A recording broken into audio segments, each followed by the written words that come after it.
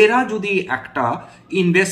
একটা পোর্টফোলিও তৈরি করেন ভারতের যে লিস্টেড কোম্পানিজগুলো নিয়ে, তাহলে তারা কি ধরনের কোম্পানি পছন্দ করবেন, এবং এই ধরনের পোর্টফোলিও যেটা ওয়ারেন বাফেট এবং চার্লি মাঙ্গারে ইনভেস্টিং প্রিন্সিপাল ফলো করে চলে,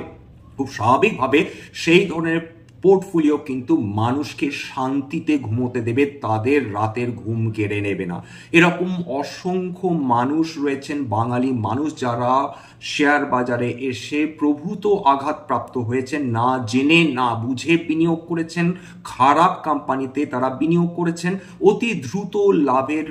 আশায় তারা নিজেদের রক্ত জল করা অর্থ সেই সব কোম্পানিতে ইনভেস্ট করেছেন যে কোম্পানিগুলো তাদের লিটারালি ডুবিয়ে ছেড়েছে। এটা গল্প কথা নয়,